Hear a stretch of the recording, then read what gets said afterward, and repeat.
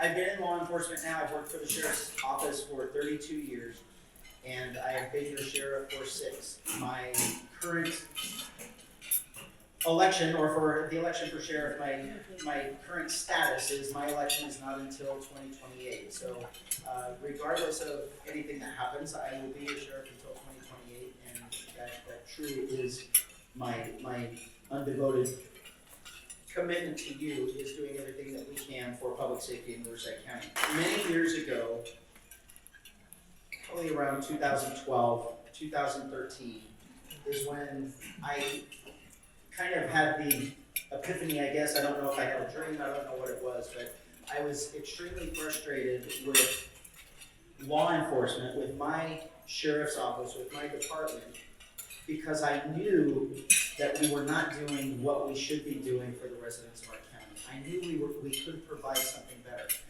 I was raised, whether I like it or not, God gave me many abilities and talents.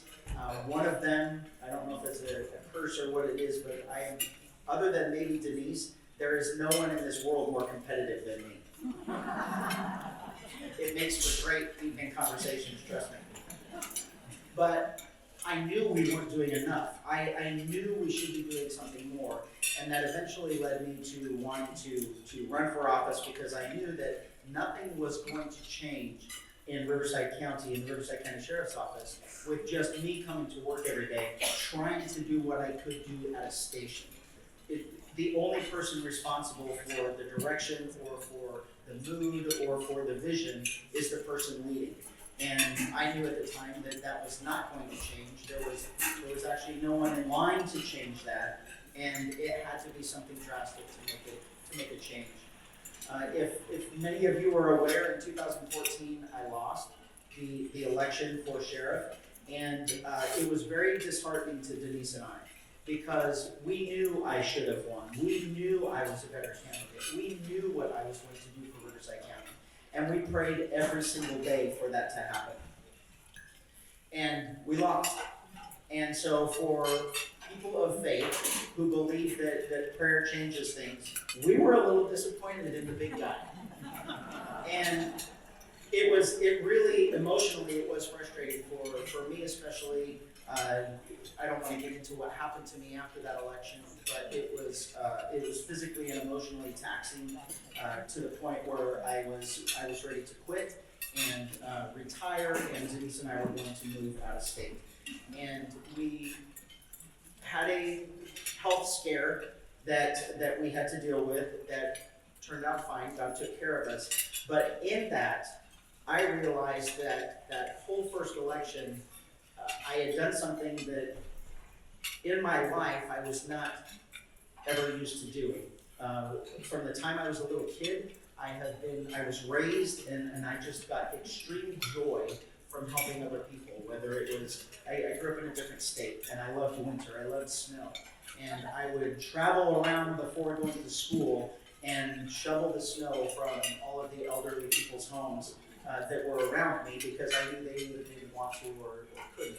But I didn't do it for money. I didn't do it because they asked. I did it because I knew they needed it, and it gave me joy when on my way home from school they would thank me for doing it.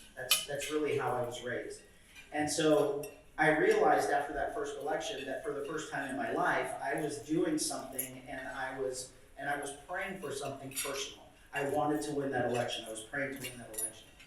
And afterward, God kind of, like He usually does, slapped us in the face and said, "It really isn't about you.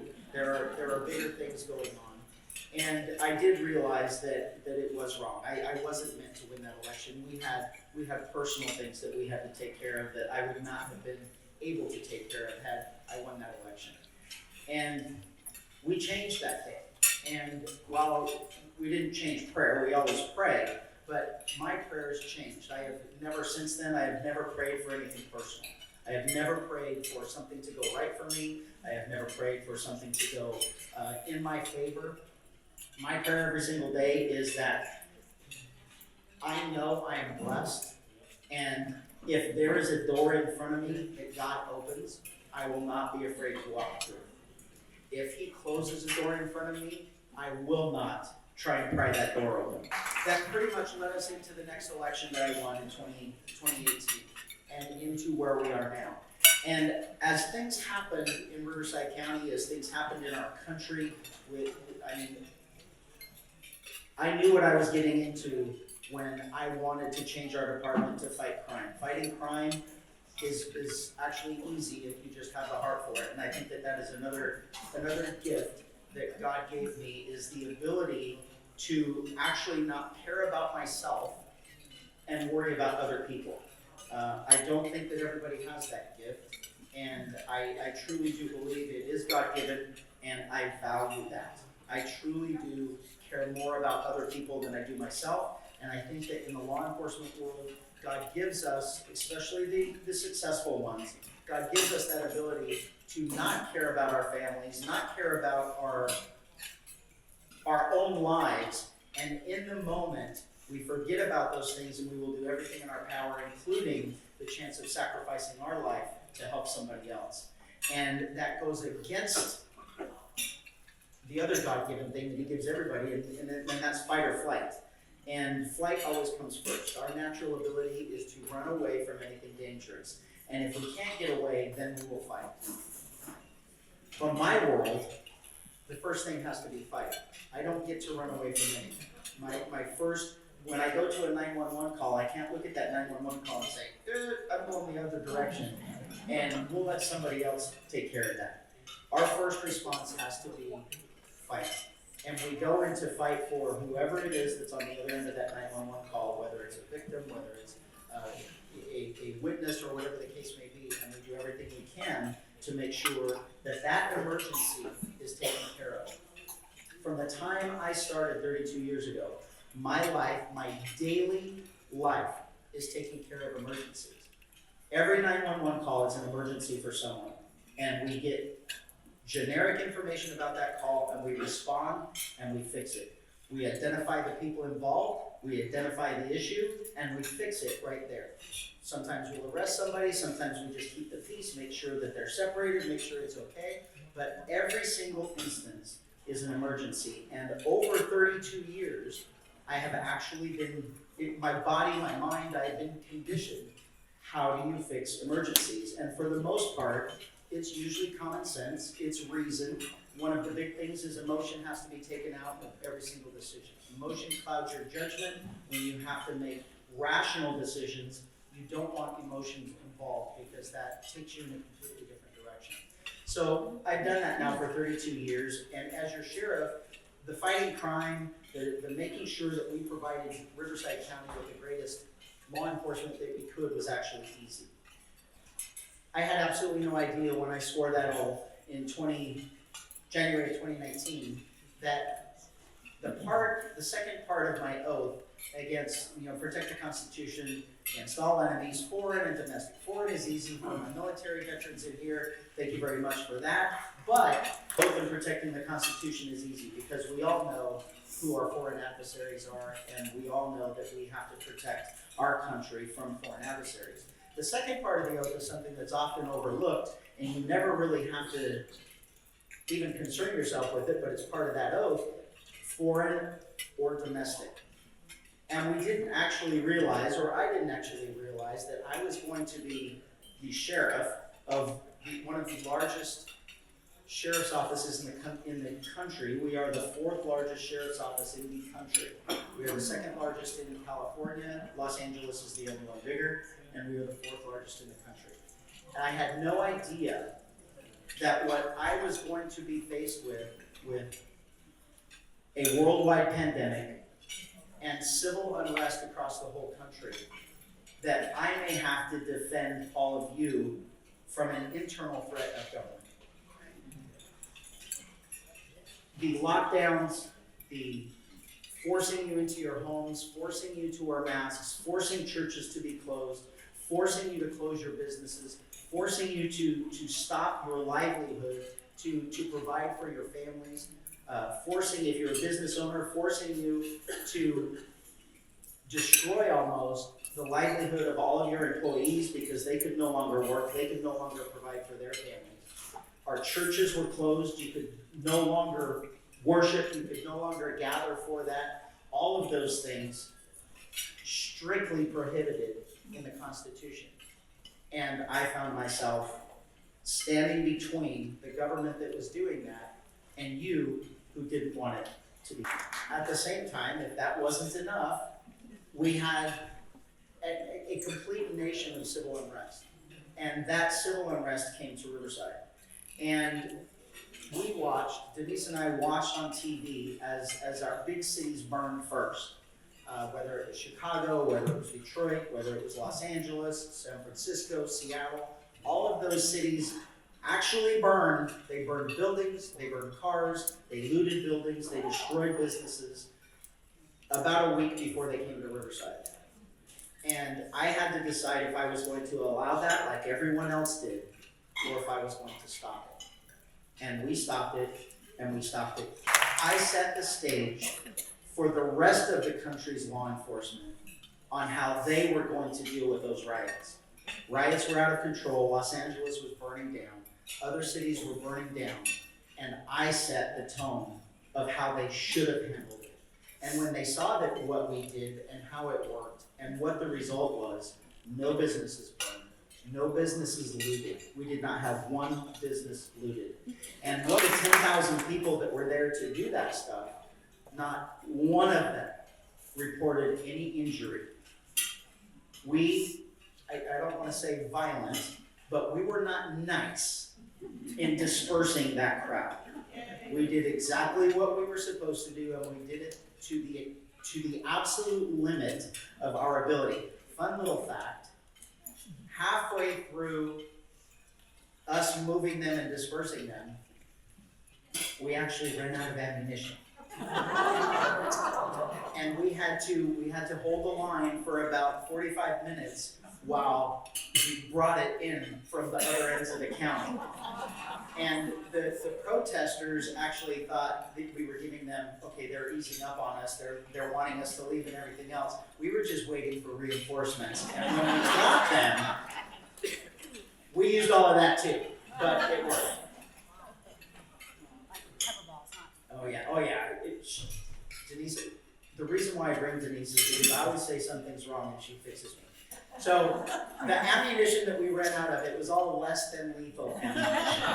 It was bean bags, it was rubber bullets, it was 40 millimeter rubber, big things that we shoot at people, but it was all less than lethal. There were no injuries reported to any protester, not one. And that set the tone for the rest of the country. Within a week, the rest of the country's law enforcement did what we did, and all of the riots were over. The only reason I'm telling you that is because now it brings me to now. Over the last 5 years, I realized very quickly that I could do everything that in my power here to provide you all with a better service. But what was preventing me from providing you with the greatest service that I possibly could, which, I mean, ultimately in a perfect world is a crime-free world, and criminals that are afraid of law enforcement, and criminals that actually don't exist, that no one is stealing our stuff or robbing our businesses or selling drugs to our kids or any of those things. That would be the perfect world, but we don't have that. And I realized the number one battle I had was not fighting criminals in Riverside County. It was fighting horrible politicians in Sacramento. And it is very apparent to me, it's very apparent to all of law enforcement in California, that the reason why we cannot make a difference as far as public safety is because there is an agenda in Sacramento to destroy our state with public safety. I don't like going the conspiracy theory route, but in the end, we all have to start being honest. We have to start being truthful with our conversations and with the people that we're dealing with. If you apply common sense to any decision, you can probably come up with an answer.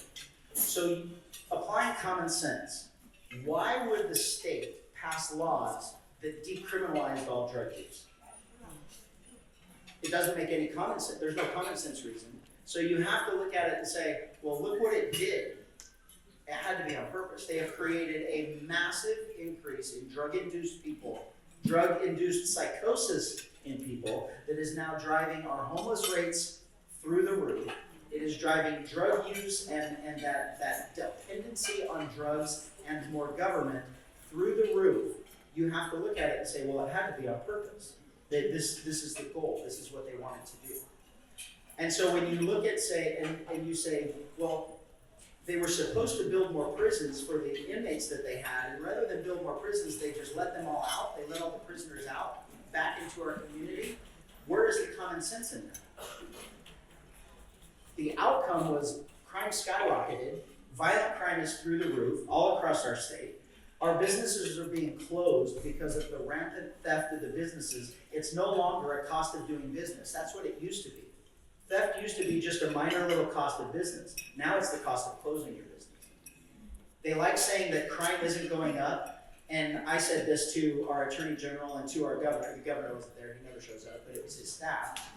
And I said, if crime is going down, why are all of the businesses in Sacramento, San Francisco, and Los Angeles boarded up? Why are businesses leaving our state? Why are all these buildings closed? It used to be a store. It used to be a hardware store. It used to be a Walgreens. It used to be something. They closed. They didn't close because there wasn't business. They closed because they couldn't deal with the theft anymore. This is purposeful. It is purposely driven in our state to destroy our state, to make us more dependent on government. If they can, the issue that we had with the demonization of law enforcement, we all know, everyone in this room, I hope, if you don't raise your hand, I'll single you out. I hope you all value law enforcement. We have a civilized society is because we have an adherence to laws. We absolutely must abide by our rules and our laws, or we cannot have a civilized society. And we've gotten to the point where we no longer do that. Society is changing to where law enforcement is almost overwhelmed. And we went through a small period, several years, of demonization of law enforcement. They wanted you to believe that it was our fault. Somehow, in this world of criminal justice reform, a play on words, a psychological play on words, that word reform, for all of us, it's like, I want reform. Reform actually means something is broken and you have to fix it. We're all for reform. Criminal justice reform in their minds was making law enforcement the bad guy. All of you who are victims, you are actually responsible for the people who are committing crimes because you have oppressed them for so long. And the criminals are actually the victims. That is what they have twisted California public safety into. And they've demonized law enforcement for being the cause of all of that. What that does is that emboldens criminals. All the criminals are on the street. You all realize that law enforcement is not helping you. Law enforcement is not fixing the problem. So now the government, in order to take control, has created a problem that they will now come out and say, oh look, I have the solution. And so now you're going to be beholden to that government to fix that problem, not realizing that they're the ones that created it in the first place. The reality is that's where we are today. So as I'm battling this every day, I find myself in Sacramento, I find myself arguing with those politicians where common sense, reason, and fact do not matter. And I watched as this election started coming up. I mean, thank God, Gavin Newsom is done.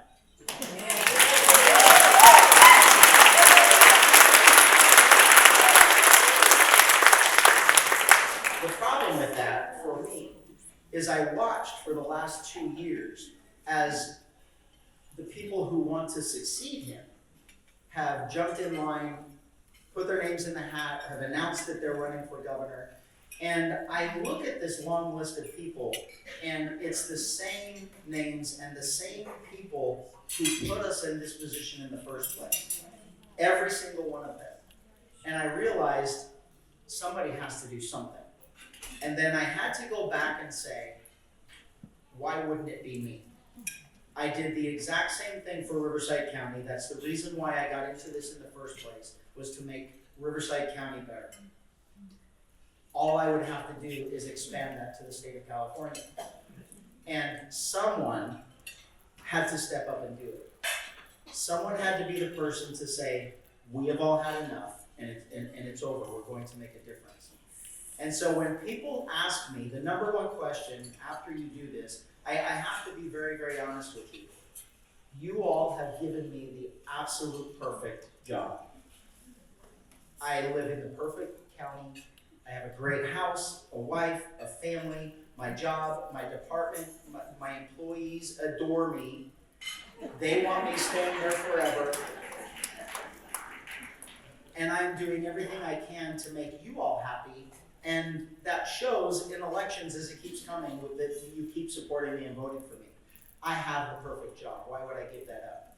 And the bottom line is, it isn't for me, it's for you. It is for you. It is for your kids, and it is for your grandkids. Every single one of us in here can agree that this state is broken. And it has been broken over a period of decades. It didn't happen last year or the year before. It started decades ago. And while all of us were at work and worrying about our families and our businesses and our kids and our tiny little circle, we weren't paying enough attention to what was going around until now, when it's kicking us in the teeth. And now we're wondering, how did this happen? Where did this come from? And where did all of these lunatics in Sacramento, how did they get there?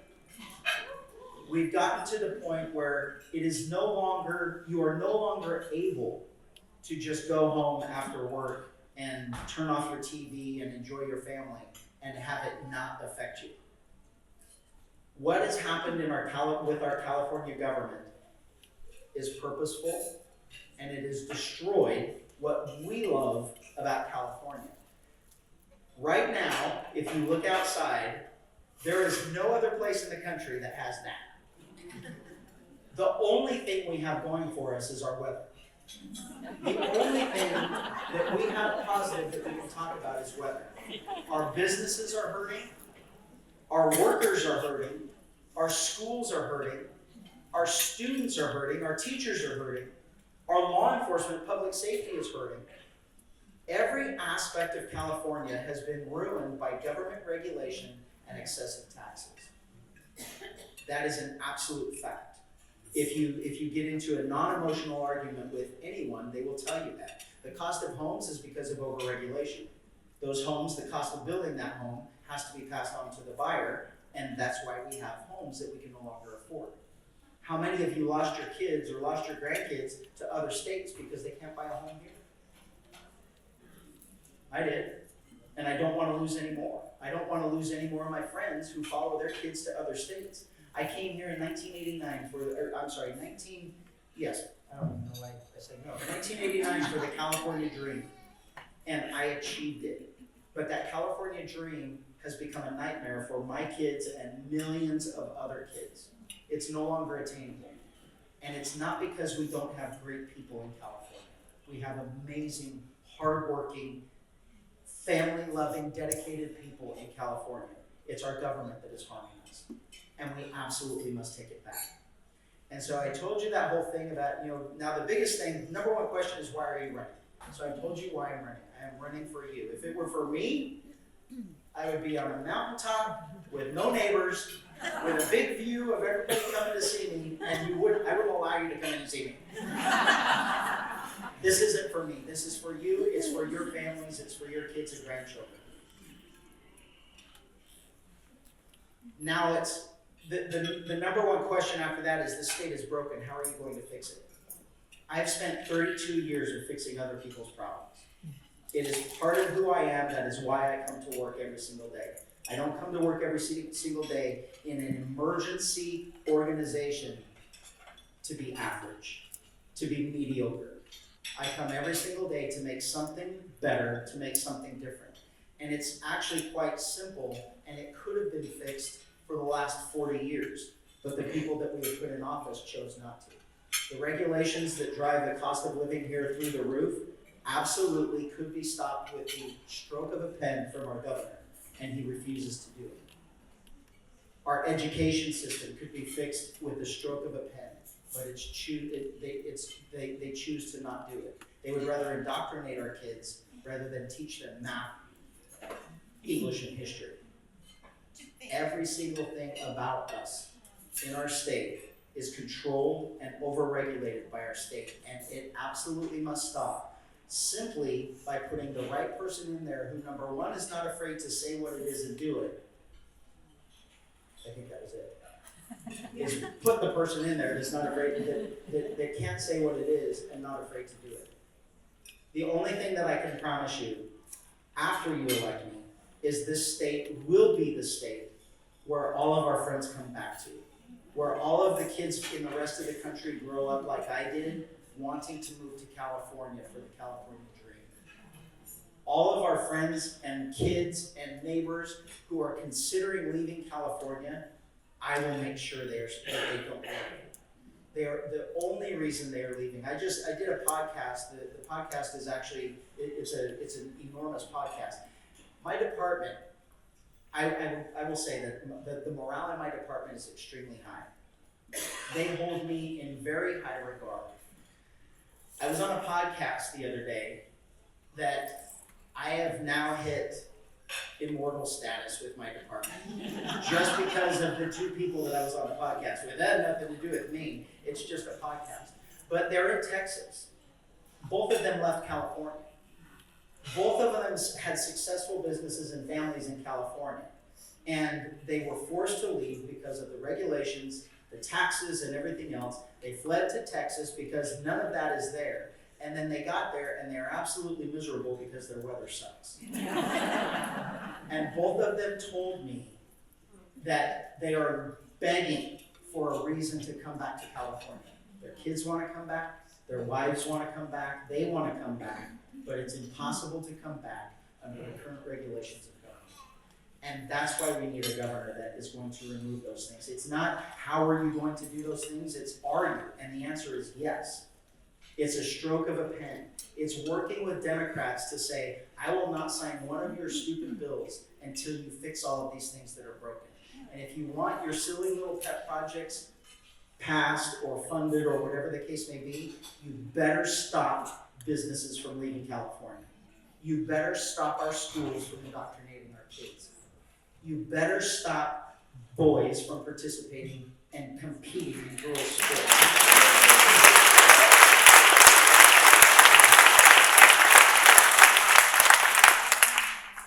I believe that we have come to a point in California that even middle of the road, moderate, and I call them normal Democrats, are tired of where our state has put us.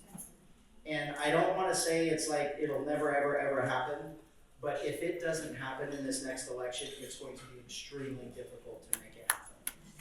And I am going to do everything in my power for the next 22 months to make sure that we did hit our bottom already. We're on our way back up. And California will be the place where we all want to live. We're proud of living. We're proud to say we're Californians. And everyone else in the country wants to come back to. So thank you very much.